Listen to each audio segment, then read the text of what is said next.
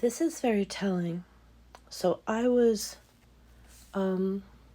locked out for a week because for the tweet that specifically said how pathetic Kamala Harris was. And I said, I can't believe I tweeted at this whore that she should be president. I am so stupid. So calling myself stupid. So tweeting at this whore. I mean, it's such an obvious figure of speech people use. No one thinks she's a prostitute. It's criticism of my government, basically. So that's what they told me. I am locked out for 6 days and 23 hours a week. Actually, it went from 6 hours 18, and then suddenly they added on another 5 hours. So, okay, so I just Googled my name. I do it every once in a while to see how they're trying to ruin me.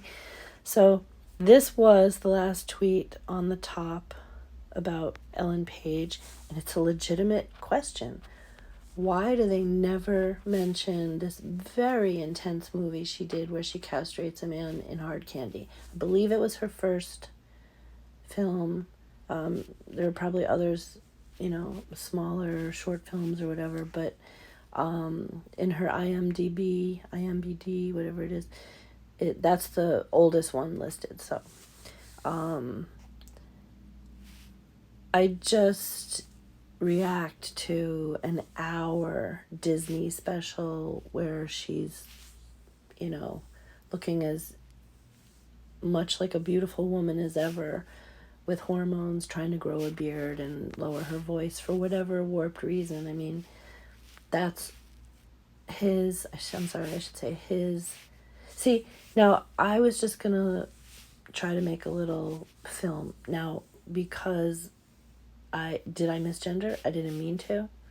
I am correcting myself. But if someone doesn't get to this point, in Canada, you would be arrested. I mean, we're not talking about gender identity. We're talking about what the hell is happening, right? But anyway, maybe I'll just cut all that out. I noticed that my tweets that they chose are not in order. Each one, this is about a black family, a woman shoots. Okay, this is about gender identity. This one is about a woman shooting a black mother who, I have no doubt they were trying to break her door down. I was going to put together a video of my experience with black neighbors trying to break my door down and actually saying, just kick it in. What's she going to do about it? And the police did nothing. And then you see on the news this week, some boy in Peekskill committed suicide because he was being bullied. And you notice that in the audience, there's not one. I think I saw one black man, but there aren't any black parents speaking at the podium. Of course, maybe that's not fair because you'd think there would be, but generally speaking, there is a culture of this in Peekskill. There always has been. And when I grew up next door to Peekskill, we were led to believe that we were just, backwards racists who didn't want to pool our tax money to have a giant Olympic-sized pool because we didn't want to swim with the black people. I mean, I remember a teacher, I think that was Mrs. Newman, forgive me if I'm confusing her with somebody else, in an English class. This is how they spoke to us. They indoctrinated us in Croton-on-Hudson. And I bought into it my whole life. My whole life.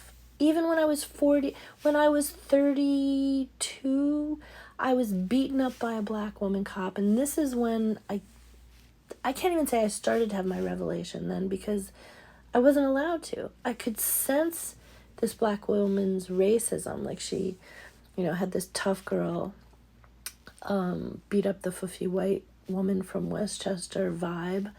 But there are no words. I could feel it loud as day. Is that an expression? But it would take me years to even... I couldn't even formulate the sentence, she was being a racist. Why would she be? What is it about me? theory is this is a few months after Rodney King, I believe, which I realized I never even saw that in real time when it happened. I heard about it months later, so I have a warped understanding of when exactly Rodney King happened. I believe it was August 92, but I'm not sure about that. And my incident was January 93. So I guess with the white men beating up people, that's what she wanted to do. And because I went through the subway, I didn't have a token. I didn't have $1.25. I had $1.25 to come home when it was late, possibly more dangerous. So I was going to ask the token booth guy, can you just let me through? I would once in a while do this. I would say, I lock my wallet in my apartment. Can you just... And they just let you through. When you're young and attractive, they don't care. Even if you're not young and attractive, they don't care. It's like, usually that's what they do. But he was counting his tokens in a bucket. And he was, engrossed in what he was doing. And I didn't want to bother him. And someone had walked through the exit gate, and the two cops, Brian Wall and Deborah Moore, were in plain clothes just leaning against the wall. They were so obviously cops.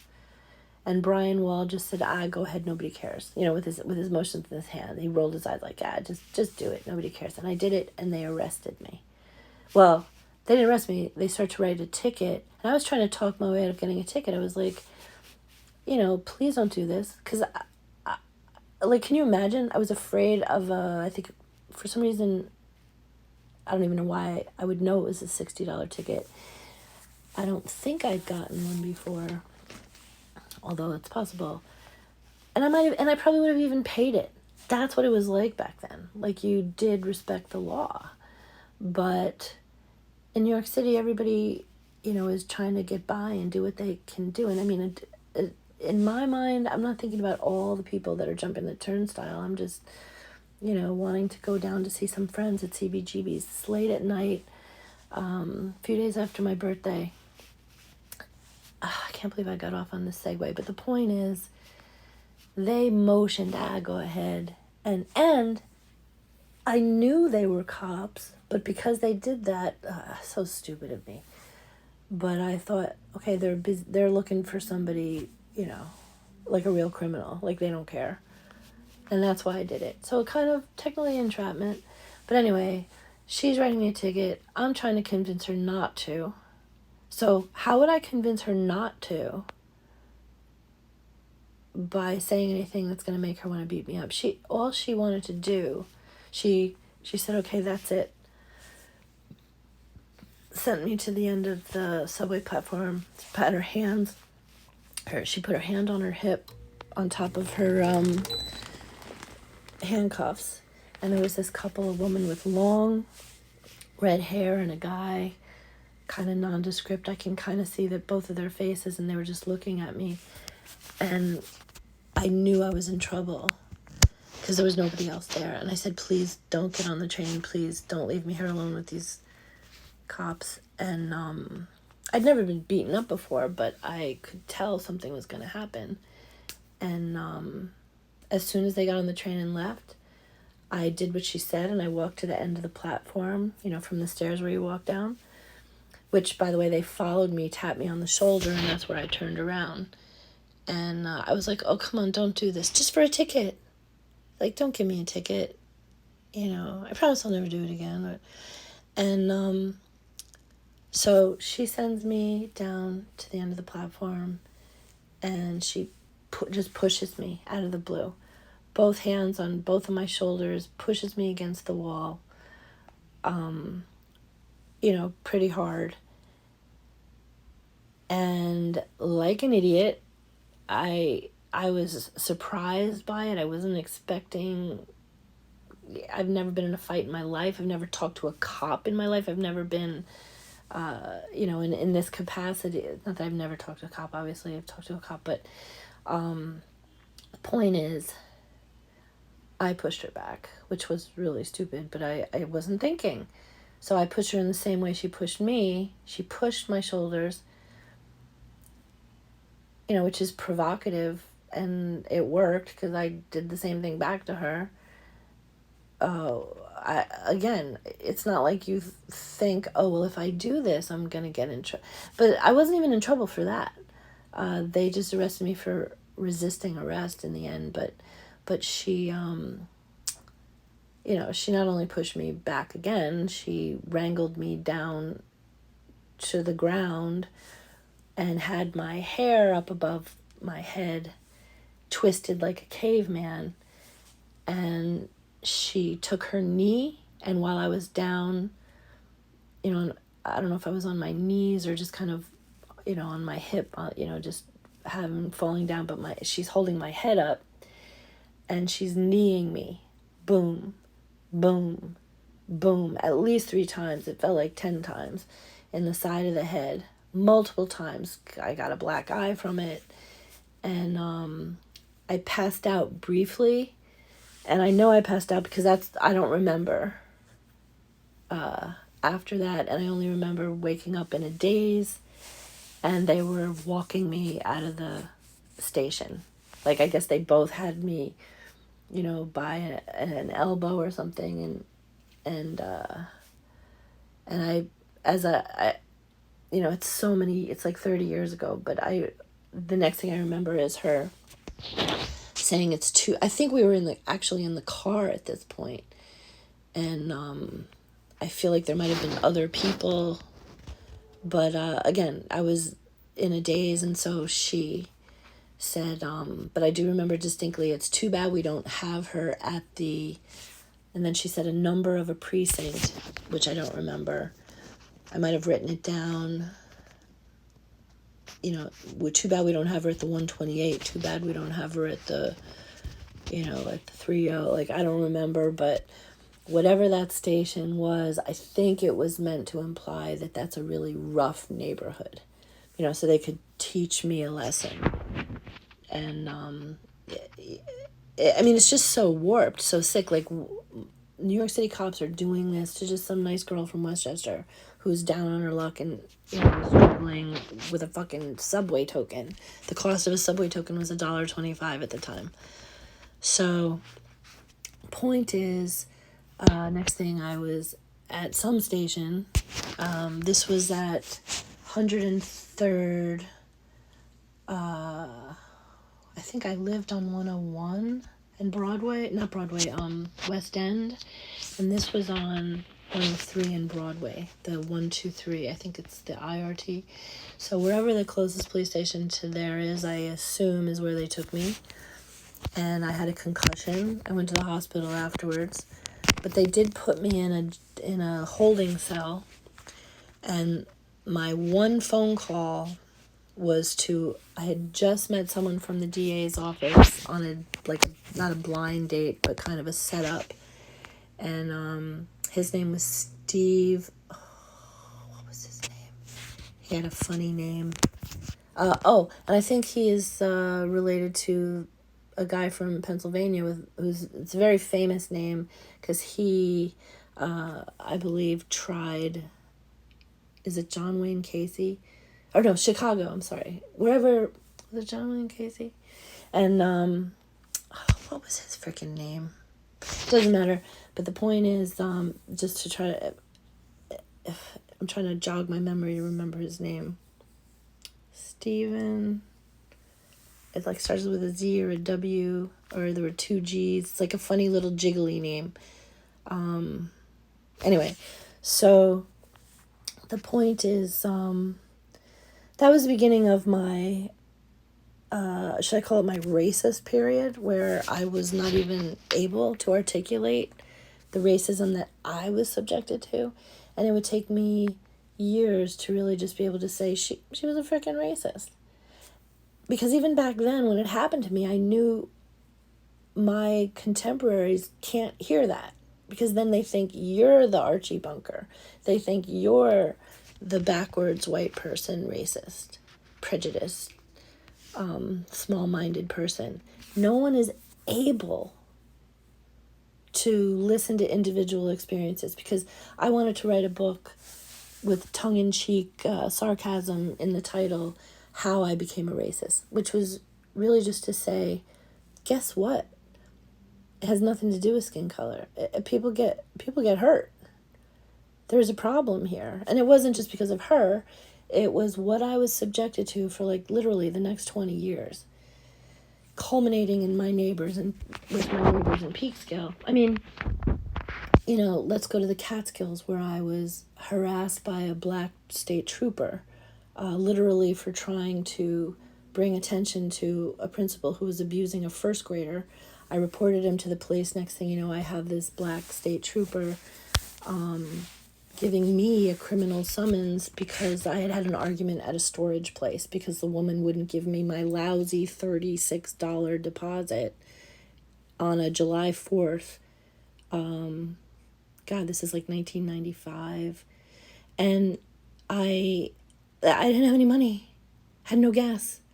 And even and the argument was over the phone, but these, you know, it's a small town, these people know each other, they expect, you know, to use the cops for retaliation for their own jollies and entertainment, and you know, there is no real crime fighting. And I proceeded to like slowly want to make a documentary about the subject.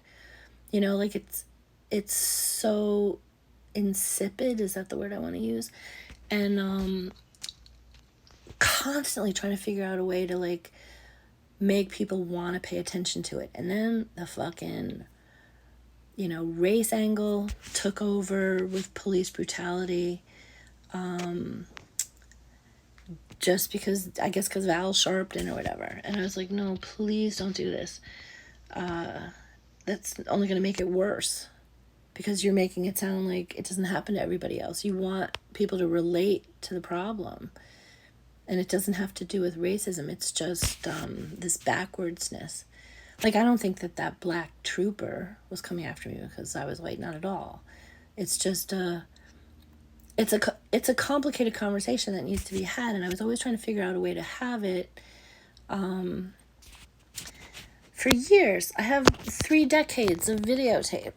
You know, some of it edited together. Always trying to like, this was, you know, how can I get some money to try to do this? Blah blah blah. And then, you know, look what's happening today. It's like, oh, I can't be a filmmaker because I'm black. It's like, no, it's because nobody listens to anybody, you know, unless you're going to do something for them, unless you have money, unless they need your money or your influence or your connections, blah, blah, blah. So I guess I kind of went off on 3 different tangents at once. But the point is, I am not a racist, except, you know what? If I am, so be it. I am a flawed human being who's at the end of her life, who has only ever tried to contribute. I feel the funny burning in my face where you're holding back tears. Okay, take a breath. And for that, I've been reduced to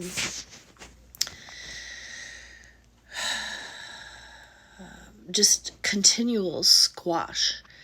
You know, it's like they take everything from you to the point of even, you're drained emotionally. There's nothing left. You know, you're never going to have a family. You're never going to have a career. And they're going to make sure that, I mean, you're already like in your late 50s. It's like, oh, guess what? You know, we're going to make sure no miracles for you. No 11th hour miracle come throughs for you. And so, you know, you take some, I don't know what the word is, satisfaction in tweeting and feeling like you're interacting with whoever. And all of a sudden for criticizing Kamala Harris, you know, literally, I'll put a screenshot up, which I already have. Before or after this, I'll edit it in. You know, can you imagine waiting 4 years for someone to die or become incapacitated just so you can become the president of the United States? Like, what is that? That's just so... And then I wrote, the next sentence was, I think I already said this, but anyway, I tweeted at this whore that she should become president. The irony that nobody else was suggesting she should be president. And I don't know what I was thinking at the time, except I was just impressed. I wrote, that was the other part of the tweet. I said, just because I was so impressed with her questioning of Jeff Sessions at the time, 2017, that I thought, I mean, this is how we flatter each other. It's not like I necessarily really believe she should be president, but I was impressed with her. I liked her. I thought she seemed kind of cool, and I projected that she was really smart. Who knew she was a frickin' idiot, hypocrite? But now I'm afraid I'm gonna get censored for calling the vice president an idiot, right? This is what's coming. But the point is, wow, this really got long-winded. It's been 2 days. I haven't been allowed to tweet, and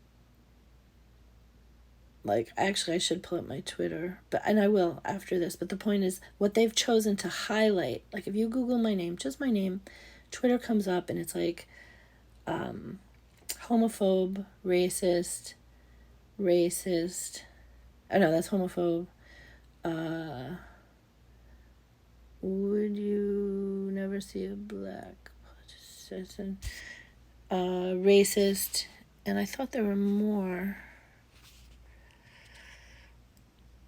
So I don't want to have to cut this up. God damn it.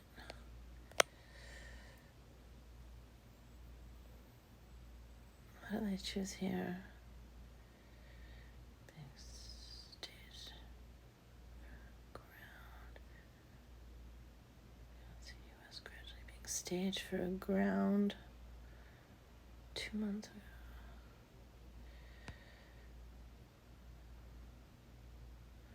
This is amazing. Look how they try to make it sound like this is so old. This is from 2015. It's like the only time ever that you'll ever see like anything about me with cops. And it's like defendant charged with operating a motor vehicle. And they want you to think it was like a DWI or something druggy on a public highway while using a mobile phone. Like, people don't even read that far. It's just like, and not only did I take this cop up on his little court case, I beat him. The judge said you are allowed to take a picture with your phone, like you, just the same way you're allowed to eat a hamburger while you're driving a car. I was not on the phone, so because it should have been like 1225B and not C, it was thrown out. And I still had to pay like $30. But my insurance company sees this. And isn't it amazing that after all these years, somebody makes a point of putting that up there. Somebody makes a point of making sure that here. I don't know if it'll take. Fuck. All right, I'm going to have to edit this because I have to. Okay, but I'll just look at this real quick. That song is so bad, but it could have been good. Oh, look. I can't believe this is still here. So, for some reason, it looks like the Peekskill police have made a point of disparaging my name.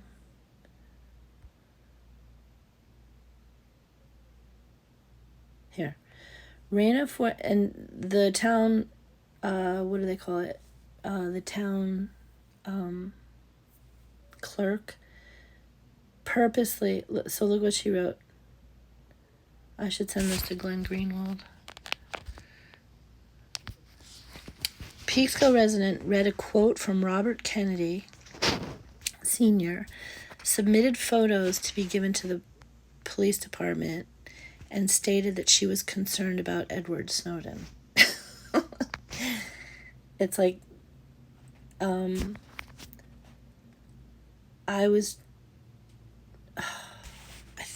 think I have a copy of the recording. I'm not going to get into that, but it makes me sound nutty. And then when I actually confronted her once about it, when I had to pay for some foiled information I was trying to get, and I only had a credit card or a bank card, and she had to go. No, I didn't. I only had like a $20 bill, and she said, oh, well, usually people pay with a credit card, so I'm sorry, you have to. And I wasn't, that whole thing was on tape, and I know what it was. As I was walking into the city hall, somebody from the water department spit on me. Didn't spit on me, but spit at me, like at my feet when they were walking behind me. And it had to do with my whole condominium complex, the stuff that goes on there, and it's not that small a town, but I mean, spit on me. So I walk into the town clerk to get this foiled piece of paper, and I said, I can't believe he just spit on me. She says, well, don't come looking for sympathy from me, the way you treat people. She goes on like that, and it's like, are you kidding? And it's like, what? Is it any wonder I record every fucking second of my goddamn life full of liars who, I mean, lie all you want, but they lie to deliberately discredit anything I do or say. And they succeeded. They succeeded at robbing me of having any kind of life. And it's not just these 3 or 4 people I'm talking about all at once at this. I hear people outside my door. So, it's my whole life. So I literally hear like neighbor playing with their door. So now I have to whisper. Oh my God. And it's not paranoia. It's just what happens, because it's like a snowball effect. You know, it's like, why? I actually had this girl, the one person I thought was a friend here. She's very young. She's like in her mid-20s. And she said, if you don't like black people, why do you live here? And it's like, what? It's like people want to interpret everything for the worst. I mean, and then they walk away. Again, another one who's spitting on me, trying to grab my phone out of my hand, and tells me to go commit suicide and die a long, slow death. That was her friend who said that. And then the one who I thought was my friend says, yeah, go ahead and tweet that. It's like, when I first met these people, or this one girl, I didn't even give her my last name. She's like, oh, I'm on Facebook. You know, we could like talk through Facebook. It's like, yeah, no, I kind of use my social media just for my own thing, because I don't want to be misunderstood. And I think I tried to explain that to her, you know, as much as was necessary and she seemed okay with it. I was like, you know, she understood just the weird shit that goes on. I mean, people call the police on each other over feeding a feral cat can turn into a goddamn federal case. And it's like, you know, short of turning violent, I mean, you never know. You never know what's going to make people snap. But anyway, the fact that just tweeting my name, somebody wants, you know, anyone that is coming to learn about me to see homophobic or racist tweets. And I'm about to take you to my Twitter page, where you can very well see that I talk about a lot of other stuff. But they kind of locked me at a moment where I think this tweet got like 4,000 views about Elliot Page. And what else was there? The Independent.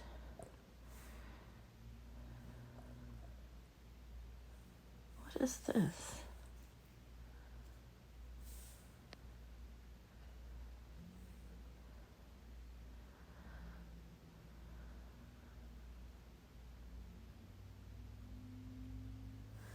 The absolute state of British police. What is that?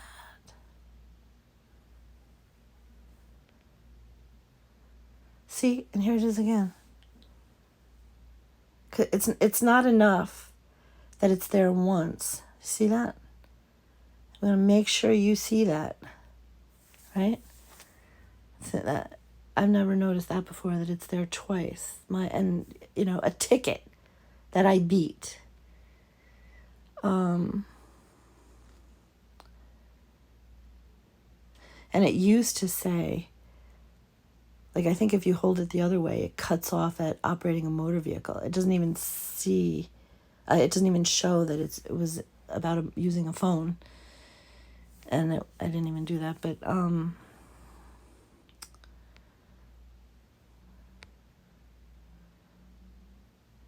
okay, these,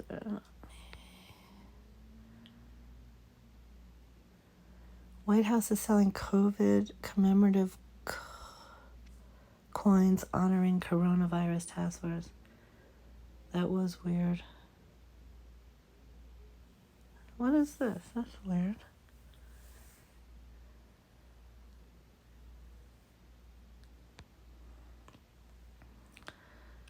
Why is my name there? Alright, it's probably just some weird advertising thing. Spin.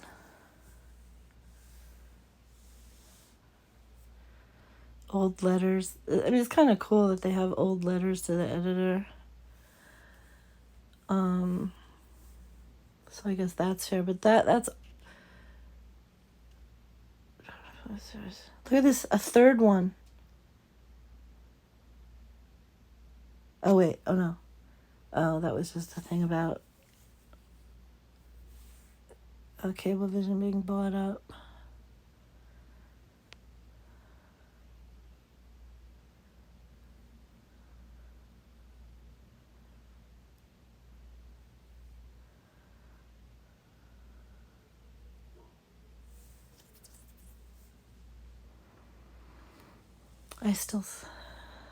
That's in French, that's so funny. Alright, a lot of this just looks like advertising. Stuff that goes nowhere. But,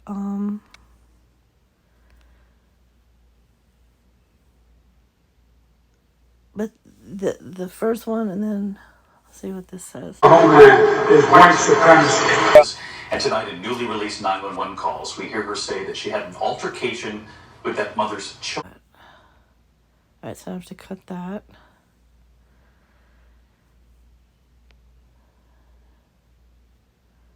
Now I forgot my point. Oh, alright, I'm gonna go to YouTube.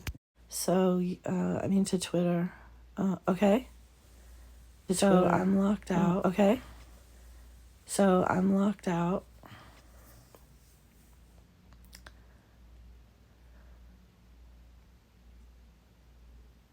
How weird is it that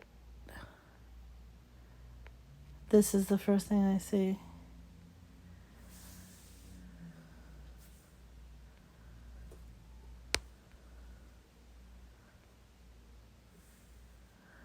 Alright, so my main Twitter page is proudly predicting that Donald Trump would be president because of a sign I saw on the Taconic in 2006. Nobody understands why I have that there, I'm so sure. I thought this bio explanation of who I am explains that my language might sometimes get harsh, but I'm genuinely trying to figure out stuff to keep it from ever happening again. And so I think it's interesting that Ellen Page castrates a man and they never talk about it. I mean, it's gruesome, right? Frickin' Siri always changes the word, so vein is because it said they changed vein to van here, and in the same van that Biden plagiarized RFK. So I thought it was interesting that Mike Pence and Joe Biden plagiarized JFK and RFK, and nobody, in mainstream media anyway, takes RFK Jr.'s candidacy seriously. So here I'm talking about, geoengineering and chemtrails, which are literally pouring aluminum particulates in the air, and we breathe this shit in, and they've been doing it for decades, but they never talk about it, and people think you're crazy for talking about that, of course. Here's a letter about, see, they don't highlight the letter that I wrote to the Woodstock Times in 1995 about George Soros. I was gonna say, you can see what I called him. I didn't call him that, but that's what he is. And he walked around putting people in Auschwitz, and I don't know about Auschwitz, but in the concentration camps, and stole their property with the people who, as a 14-year-old, but he was nevertheless doing it. I mean, you can argue, what should he have done? He's pretty much a child at 14. And yet the way he talks about it to the guy on 60 Minutes, a couple years after I wrote that letter, he says he has no regrets. So it's just kind of a weird way to talk about it. And everyone talks about that to this day, as much as we're allowed, right? So again, I wasn't censored for this, which was the very same day, or the thing about Elliot Page. See, between this and the, racist or other homophobic things that they would accuse me of, there's all this other stuff, political stuff, right?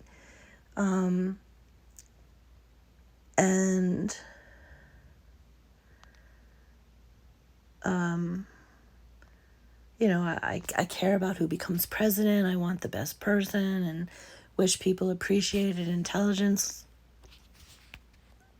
when they see it. I'm worried about the Canadian wildfires. Oh yeah, this was amazing. Like, you can see. Insane. Insane. If this is real. Look at that. All at the same time. That is pretty amazing. No. Okay, but I'm not allowed to have these conversations. Why? Because I used the W word in criticizing Kamala Harris. Really? And so this was the first tweet of Elliot Page, and then under that was the conversation, which I guess would be classified as homophobic, but Matt Walsh's movie, What is a Woman? And these crazy people. Hi, my name is Adina. Yes, and I called your name, yes? Yes. I don't want to listen to it, but it's just amazing. These are teachers, these are mothers. I was briefly a substitute teacher at my own high school, and I was fired for very vague reasons, and I shuddered. That was like way back in 2004. And I remember writing the word Sarafina. George Clooney had come out with this movie that, seemed to shed light on the bullshit wars in Iraq at the time. So I think, the kids really liked me. I was really enjoying it, even thinking about, full-time as a career, going into teaching, but I probably wouldn't have done that. I don't know, but this, just a few months, and next thing you know, I think they told me the reason was because I had called another teacher an asshole, and the kids heard me and told somebody. So, it was something like that. And meanwhile, so much other stuff had gone on, for the few months that I was there at different schools too. The elementary school, I taught 3 grades, or not. It was like the 3rd grade. It was more like 6 classes all at once in the gym. Young kids. We did yoga for like 15-20 minutes before I lost their attention, and it was fun. And I wanted to be like, oh wow, that Raina's really good. She should be this should be her career. Da, da, da. But it was always like, oh no, not her. Like they didn't, you could feel that was going on behind the scenes. Like, oh no, did you know that? And it was always like a matter of time before I wasn't even allowed to carve pumpkins at the great blaze that they have, that the what is the Rockefeller estate, whatever they call Hudson Valley, blah blah blah. They do that every year, and they have to have a bunch of people carving all the pumpkins. And I mean, talk about a stupid little job, but it was temporary and it was outside. I lasted like a week, maybe 2 weeks tops, before the cop, who's now deceased, and he was otherwise a nice man, but full of shit, he hit on me circa, 2000 maybe, or was it like 2005? Anyway, he always fancied himself kind of a healer. And at my friend's house, they were all mutual friends, and we went to, this sounds weird, but we went to the basement, which is like a TV room, where he was going to massage out some terrible thing I had going on with my leg. And he immediately starts like doing this romantic move, and it was like, what? Not, besides the fact that he's married, besides the fact that I was always asking him, like, what can I do to not let this cop in New York City get away with doing what she did to me? Because I don't know how he was an NYPD cop, but it was almost like a secret cop or something, because I never knew that about him, and all the other cops who were cops or detectives, everybody knew. But anyway, too many stories to tell, but the point is, nothing happened, but it was kind of like, what the fuck? I don't think I was even angry about it. It was just like, kind of like, like, why would you even think that I would do that? I've had my slutty moments in life, but for the most part, I've always been a prude. Like, I don't sleep around, and then I've had my indiscriminate moments. Obviously, that's just life. It happens, and my relationships, mostly short-lived. I've been involved with people, and that's when I've had sex, mostly. I want to say exclusively, but the point is, his wife was in charge of the pumpkin carving thing, and I didn't even know. I never met her. Her name was Amy, and this guy also had a son named Liam. And how can I tell this in 10 seconds? The wife fired me. But the very first day, we're sitting around talking about these bikers in New York City who got run over by that Land Rover. And then they followed him up towards, northern part of Manhattan, and took him out of the car and beat him up, something like that. And I was just arguing, like, why did this guy run their friend over? Like there are no good guys and bad guys. Everybody's wrong here. And we're talking about that while we're carving pumpkins. But everybody got mad at me. And I think that was when the woman decided, she had it out for me. And I can't say that she was the one. There were a couple women, and one of them said, well, if somebody, did this and my baby was in the car, I'd fucking shoot them. They're animals. They're barbarians, the way most people think. And I'm just like, I was still naive enough at the time to think you can change minds. And I just don't know why people want to think the way they think. But anyway, that got me fired. And indirectly, because I never did anything to anybody. And I did a good job. I was pretty good at the pumpkin carving. And then real quick, I guess that was after. Oh, I guess it was just before that when I went to the yoga training in 2007. Just before I went, I was kind of chubby and actually I wasn't that chubby, but I wasn't in the best physical shape, I guess, and I had sunglasses on. The point is, nobody recognized me. I'm standing in line waiting for coffee. And no, I didn't have sunglasses on. I was, or I don't know if I did or not, but I was looking at a woman and admiring her sunglasses. This is why I'm mixing up the details. But I was not looking at this kid, Liam. I don't want to say his last name. And his friends. They were still in school. I don't know if they were seniors in high school, but the place was full of kids. A lot of kids from the school went to Black Cow. And it's a coffee shop.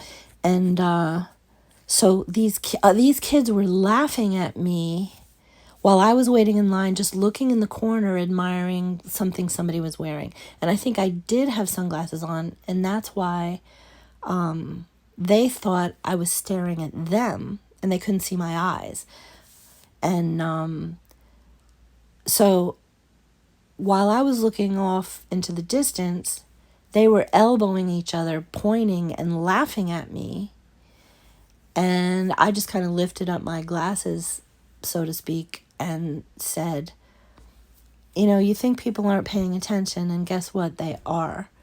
So you want to make fun of people, blah, blah. Like I was giving them a little life lesson. Like, guess what? Everybody isn't sleepwalking like you think they are. And I heard what you said, and I wouldn't be above saying fuck you to kids, but I don't think I even did that. And then so Michael, the owner, comes over. He's like, what's going on here? And I was like, they're just making fun of me, and I'm telling them, Oh, and by the way, Liam is, has cerebral palsy or something like that. So he really bad. So he walks in a way, and my point is he's probably been made fun of a lot throughout his life. So it's easy to understand and just put it in its place and move on, which is what I did. But that was, I don't know, say that was January, February 2007, or even maybe the fall before. Fast forward a few months, and I come back June 2007, and I lost all this weight, and was incredibly healthy, very tan. I had just come back from the training, and I'm sitting in front of the Black Cow outside with Amanda, and Liam comes by, and we were just all talking, and as Liam, I think, came out the door, Amanda said something like, well, Miss Fortini, and Liam didn't understand that she was facetiously referring to me, in the third person, is, in that way, and he didn't realize that. So of course I have to get a phone call, but before I lose my train of thought, I never get phone calls, and of course that's when I would get a phone call. Liam didn't know that it was me. I looked completely different. I was like down 50 pounds, very healthy and happy, and he says, he goes, Fortini? He goes, Reina Fortini? Oh, well, there's somebody who'd be better off dead. Quote. And, oh wait, I want to talk about that one. So, the point is, I asked him at that moment, I was like, what do you mean by that? And then, of course, he figured out it was me. And I asked him for years. I would run into him every once in a while, stopping by with his cameras, picking up well, he didn't drive, but Amanda works at a gas station, and he would, stop by to say hello to her, I guess. And I would, in the most friendly way, try to say, "Come on, Liam, like, what did you mean by that?" Like, and never apologized, by the way. He never said, "Yeah, that was a really fucked up thing for me to say." Just continued to treat me like I just didn't matter. Like I was so beneath, humanity, so subpar that any conversation I tried to have was just laughable. That was the look on his face. Like, just don't even talk to me. And a lot of people from Croton do that to me. And anytime, I mean, I've kind of given up on trying to pinpoint exactly why, because anytime I've ever bitched at people online, it's been for good reason.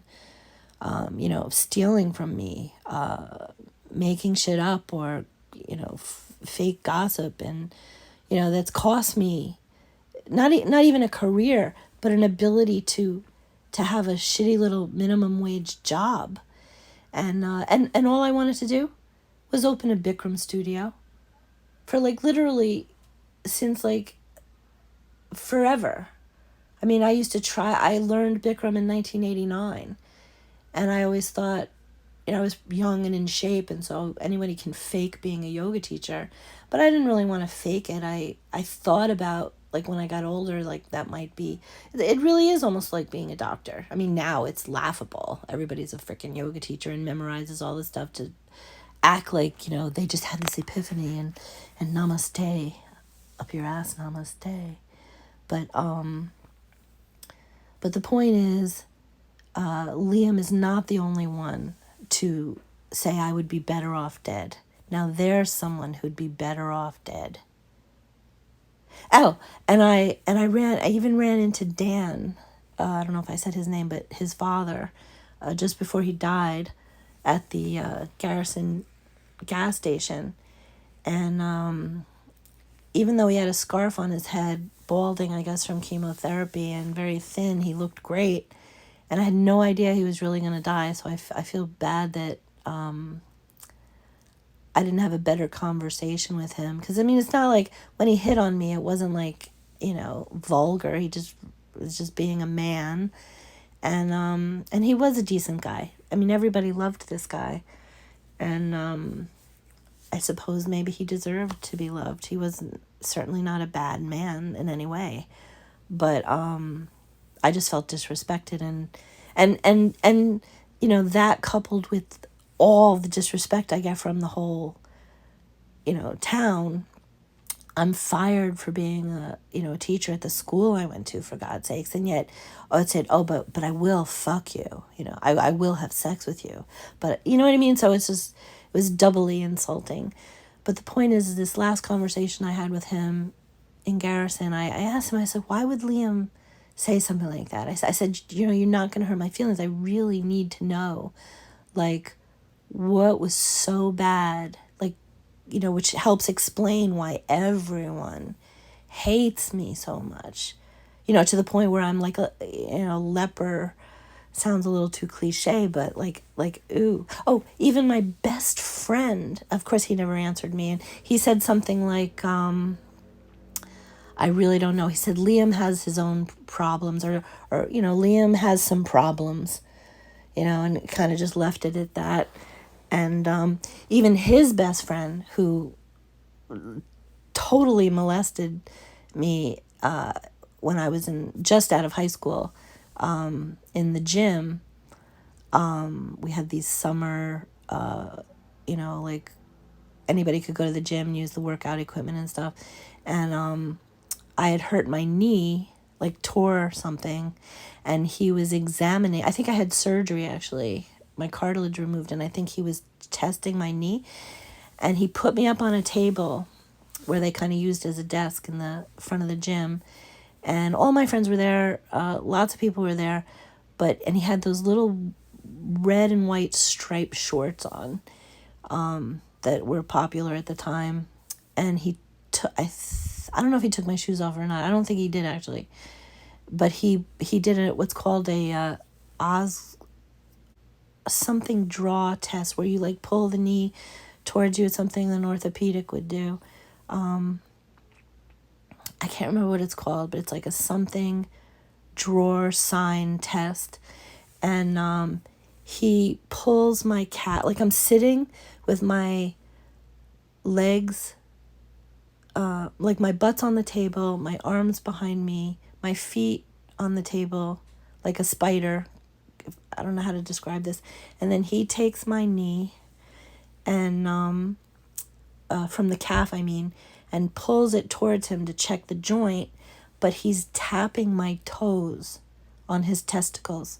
So my toes are bouncing off of his balls. And I'm young enough to think like I was embarrassed for him, like he didn't realize what he was doing. And and I'm figuring it out, like, oh my God, like, is he doing that on purpose? And I immediately told my friends, and we just went ew and laughed it off. So it's hardly like I'm scarred for life, not at all. But that guy always had a reputation for being a lech, and come on, that is pretty bad. He had my foot bouncing off his testicles right in front of me. So it was almost like asking me, by the way, this is my brother's best friend. Like, no, not a best friend, but like they have some kind of culty relationship, all of the football players in this small town.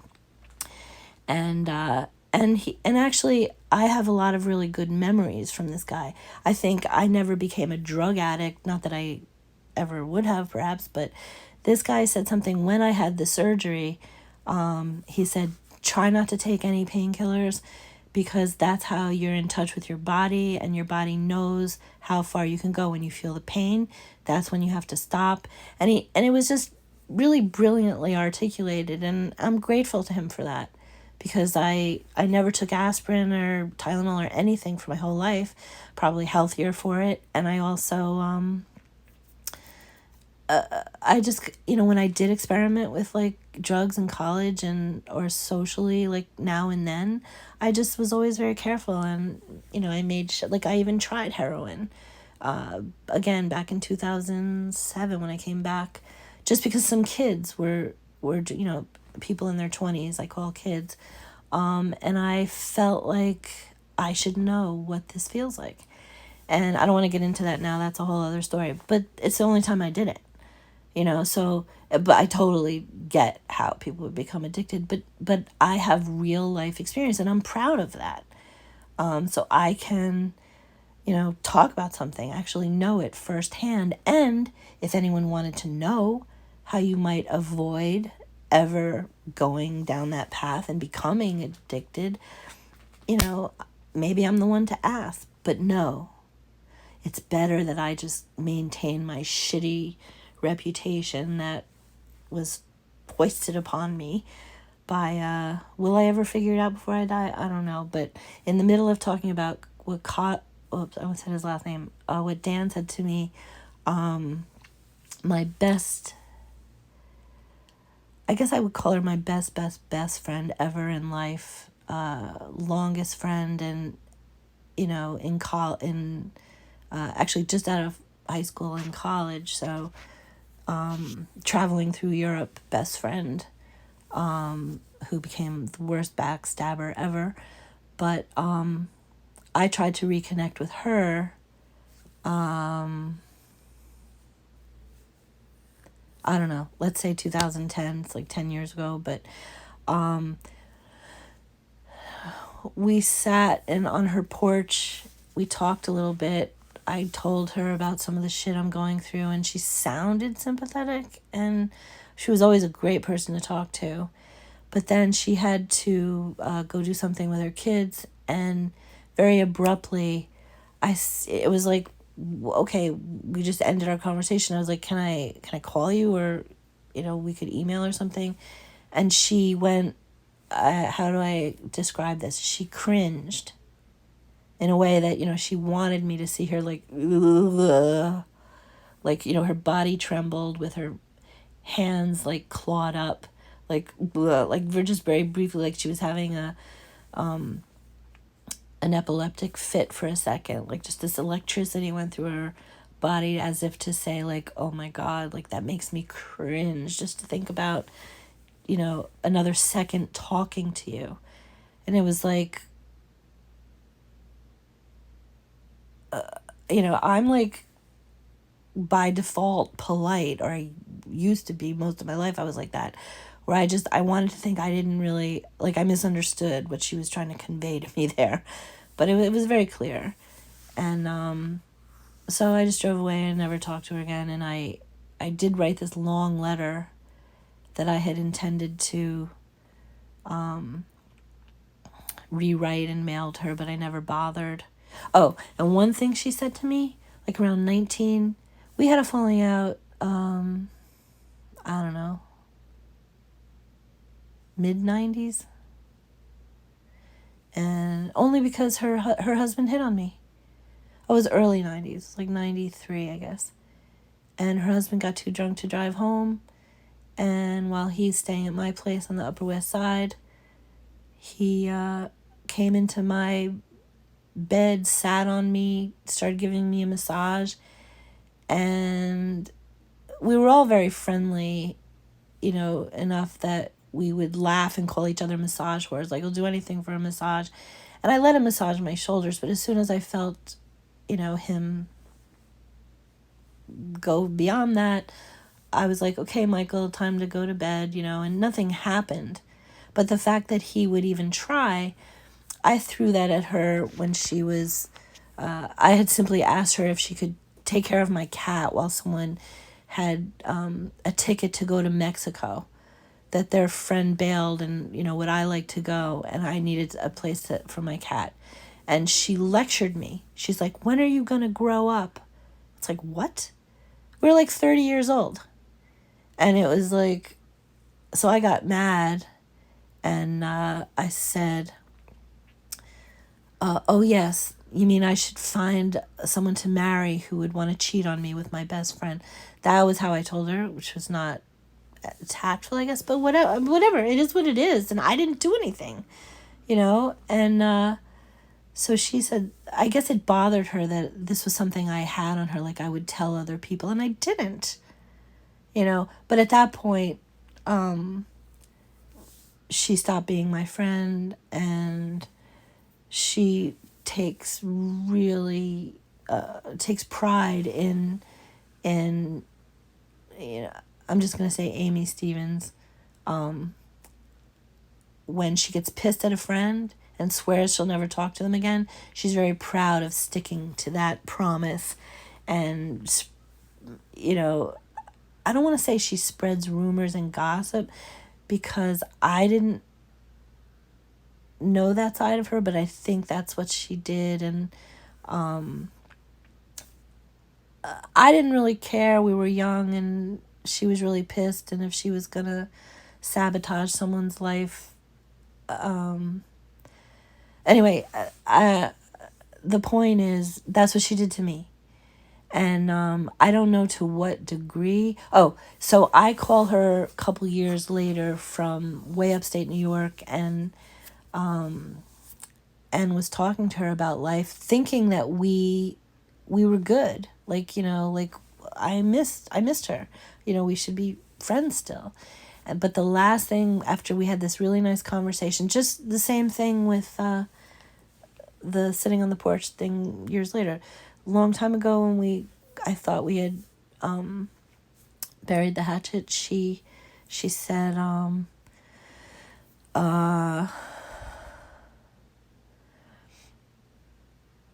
she said, I don't, just out of the blue, something about me having a chemical imbalance. And it was like, what? Like, she was calling me crazy for no reason other than to be malicious and discredit me. And I don't know why she would do that. Like, it was very strange. And I got pissed at her, and we just kind of hung up abruptly. I was angered by that. And then I didn't talk to her for years, until about maybe 4-5 years later, I want to say 1999, I called her up, and I remember talking to Michael briefly, and he was actually nice on the phone. And I said, can you just tell her I want to talk to her? And either she called me back or I got on the phone with her right then. And we spoke briefly, and she was like, look, I really just don't have time for you, kind of thing. And, it's no hard feelings. It's just that, I think I'll just say his name. Ed Gomez had said that I should kill myself also, sitting in front of the grandstand. And I think I was freaked out by that and felt the need to say, what are you doing to me? And she said, I think you're really great.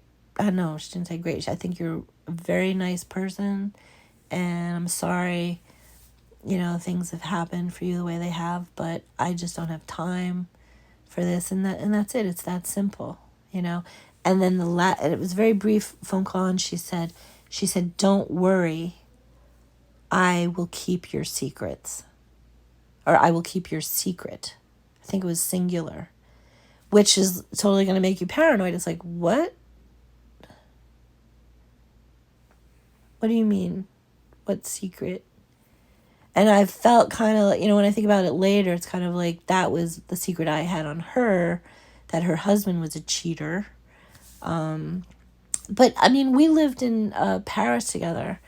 Well, she was an au pair with this couple, for example, that they were, he was a government official, or she was. And he was a lawyer, and they had affairs. And she said the French are so cool that way. They just, that's just how they are. So, and a lot of people are like that. So I thought maybe that's her relationship with her husband. I don't know. And I wish I could tell the story about the friend of the husband that had sex with him with a gun. But I don't want to get into that because can't believe how long this is.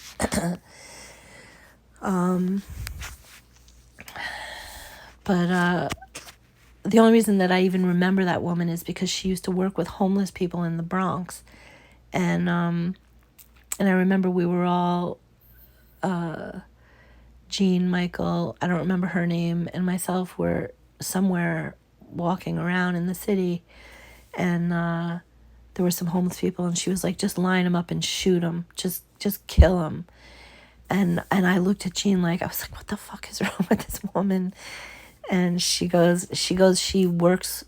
with them, and she's just overwhelmed by it because there's so many. This was in the 90s that she said that. And I was like, yeah, I get that kind of, but I wasn't sure if she was kidding. And I think they said she was not kidding. And then Jean told me that she was, before he knew her, before they were together, he had sex with this woman, and there was a gun involved, to excite each other somehow, and whether it was loaded or not, I don't remember, but all this stuff that we talked about, that we tell each other, was that's life. It's like what it's always a learning experience. And so I thought, well, who knows what kind of crazy stuff goes on behind closed doors, but I don't know what she meant by I will keep your secret. And not that I don't have what I think she should be ashamed of is her staying in my apartment on Carmine Street. Tiny little apartment, just one bed. She stayed there, and so because her place was being painted, and I stayed across the hall at the Sievernick's place, and walked, right across the hall to open my door. I don't even know if I used a key. And I guess I probably did, and expected her to be sleeping or something, and the door hit her in the back. And she was going through my cabinet where I kept all of my private papers and my diaries, and she was rustling through papers. I don't know exactly what she was reading, but I was almost at the moment, at that time, embarrassed for her and also a little bit flattered that she wanted to know something about me that was so personal. She couldn't just ask me. Like, I know that sounds crazy, but it was kind of like, it was just a lot of confusing feelings and like why. It was just so weird. And that obviously always bothered me. And I think it would be months though before I confronted her, like, why were you even doing that? And she never offered.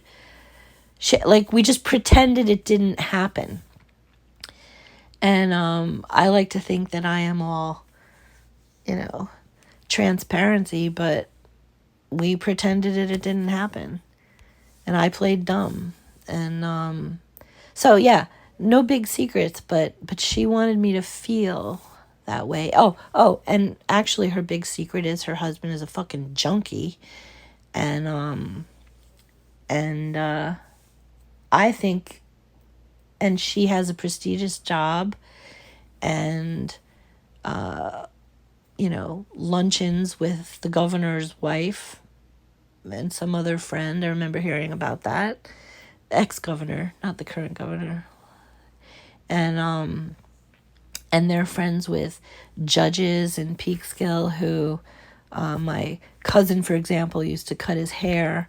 And when I do a website for this millionaire gymnastic school owner who has like a fleet of Mercedes, and I charge a lousy $250, and he doesn't want to pay it, and makes me have to take him to small claims court, and then he ends up, literally they changed the venue 3 times, so I have to wait 6 months. Oh, can't go to Cortland, can't go to Yorktown.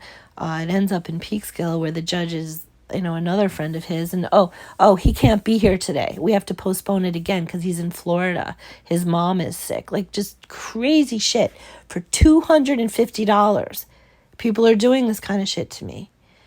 And then I finally lose the case when he shares an email with the judge where I called him an asshole. And it's like, the judge says, did you write this? Like, because I used foul language because I was mad. He stole money. He's not giving me money that I worked for. It was a 20-page website. It was like a 27-page website that to this day he uses. Gymnasticcity.com. Like, it's the same tables, the same colors. He kind of gradually learned how to use Dreamweaver. And last time I checked was a few years ago, but I couldn't believe he's still using it and never fully paid me for it. And then they laugh at you when you want the $200 that you worked for. Like, this is the world we live in. And like that multiplied by like 5 other crazy pointless incidents going on where you can't pay your bills and you're struggling and everyone wants to hurt you or badmouth you and gossip, and you still try to keep a smile on your face. You still try to plug on, and it's just crazy. But I wish I didn't get that phone call because I would have had a more cohesive little rant here. So I guess I don't know how long this is going to be, but I guess I wanted to point out that there's a lot of politics. So, and if I talk about race, it's, look at this. Look at this.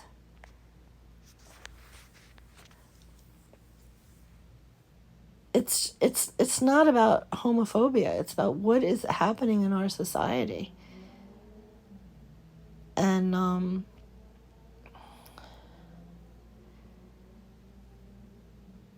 I don't want to look at all this stuff, but this is the George Soros thing. So the point is, Google, in conjunction with Twitter, apparently picks and chooses the more racist or homophobic sounding tweets, and they highlight those, but nothing about Soros or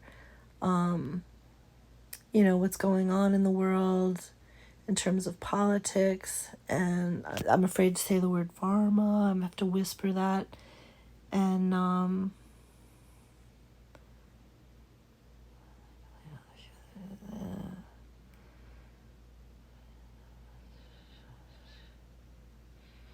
instead of offering aid to help put the fires out, what does that mean?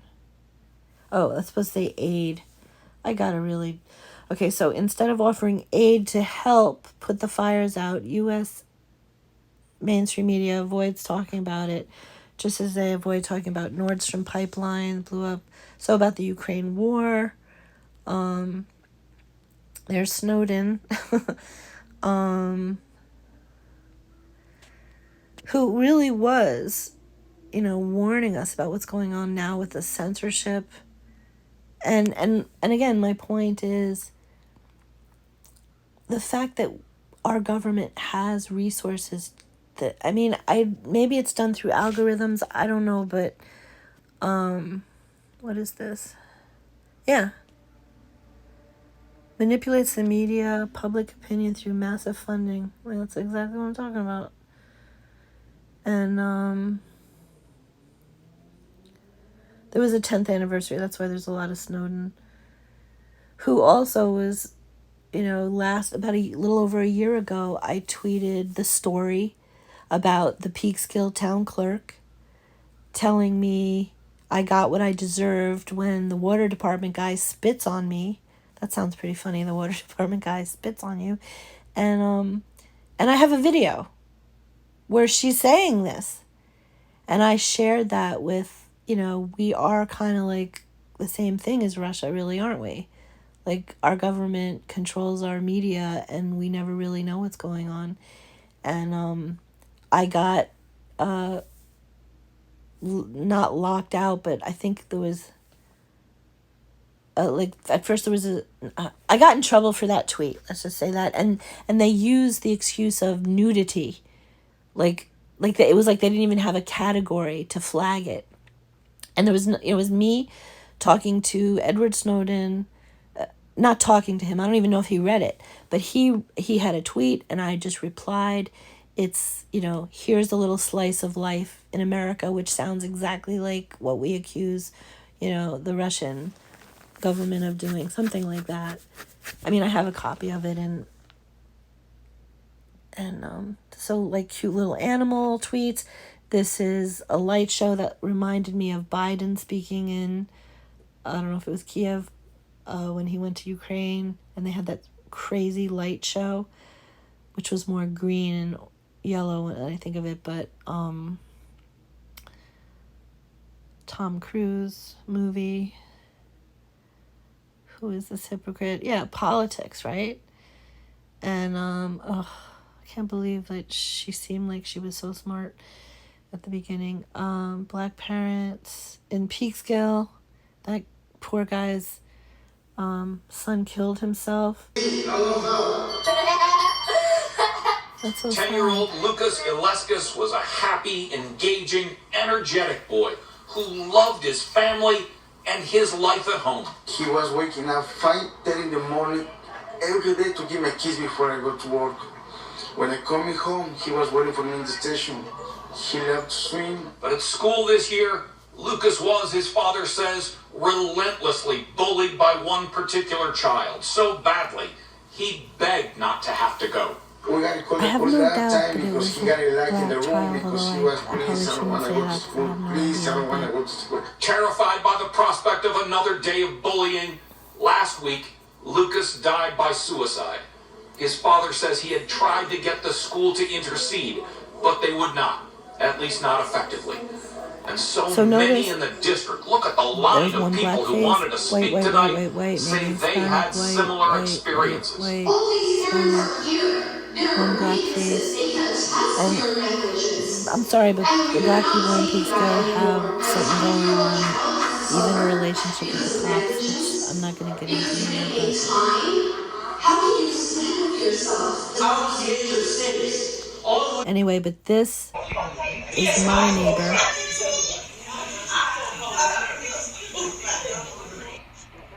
The reason why I called police, yeah, I said she might call police. Yes, I called police.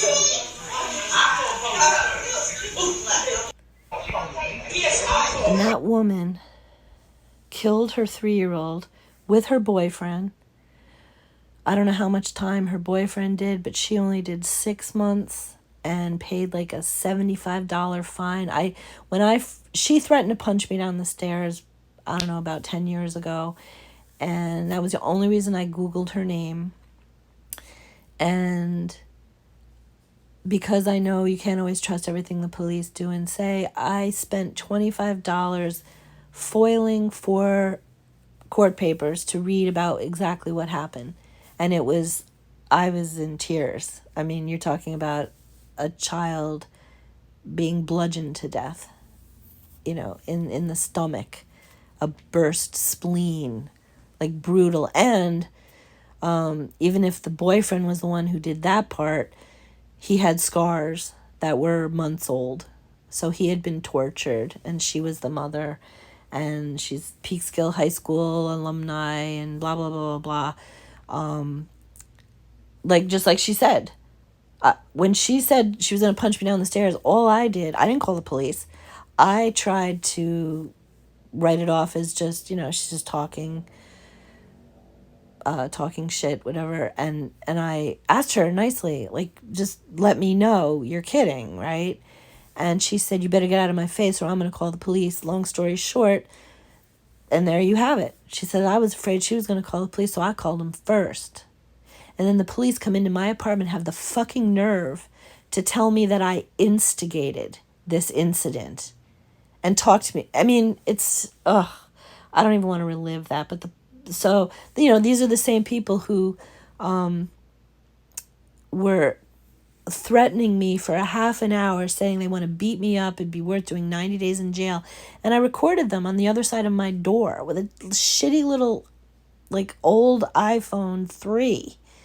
And by some miracle of God, it kept recording for half an hour. The thing has 4 gigs of space on it. I don't know how that happened.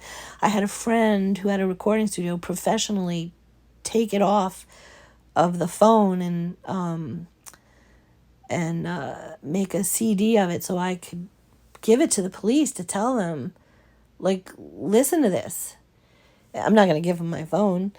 And they did nothing. And all they did was say, it's not legal for you to record them. That was all they said. But the first, I don't know if this is all in the same day. I went to give a copy of it to the same cop who wrote me that ticket.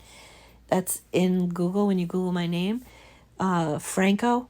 And I walked up to the car with the CD, and I was only going to say, when you have a chance, maybe you could listen to this and tell me if you think I should be worried. And they're literally talking about it would be worth going to jail. Are they just laughing, kidding around, or what? These are people leaving knives out, to intimidate me. Honestly, at the time I thought they're not really going to kill me, but now I'm not so sure. And all I did was want to ask the cop's advice. He told me to get out of his face, that he's on the phone with his wife.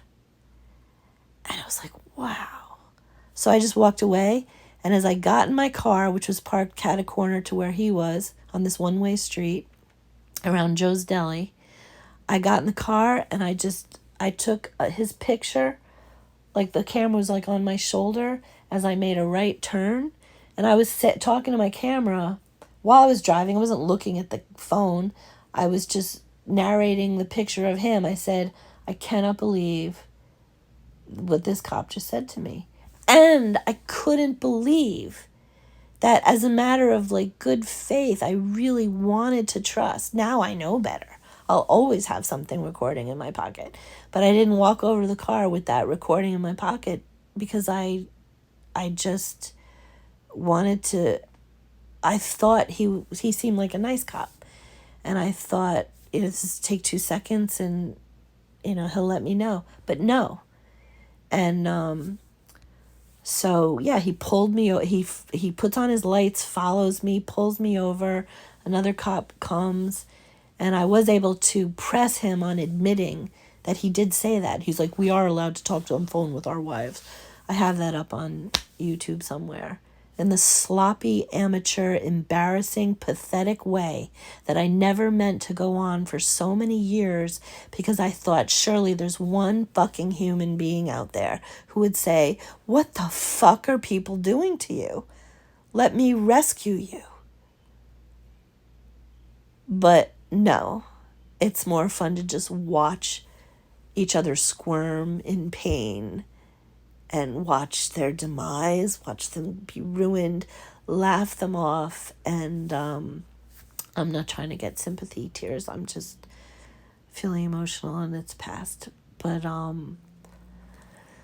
okay, now I'm lost in all my stories. I have no idea how long this is going to be. I hope it's not more than an hour. And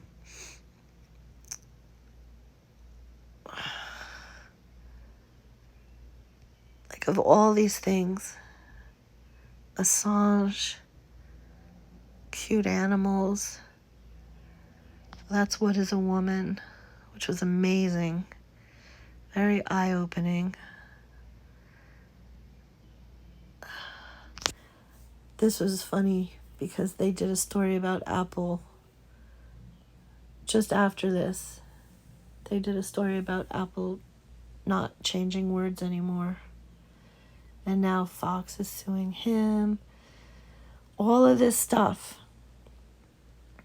See, that's pretty gruesome. But it was shocking that this is happening in New York City. And, what was that? Oh, SOS. But, like, there's so much other stuff. The border. Who's running for president. Like, I don't think about Elliot Page. It just, somebody else too. Was that somebody? I retweeted what somebody else did. But so there's so much other stuff going on. What was this? Anyway, all right, I'm done with this. The point is, oh yeah. The point is, someone decided that these are the tweets that you should know about me and all the other stuff. Nothing about RFK, nothing about the Canadian fires, nothing about Julian Assange or Tucker Carlson.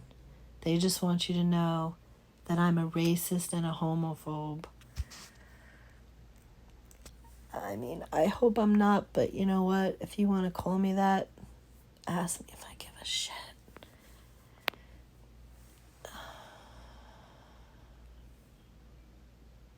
I can't remember. What was this? Did I click on this? All right.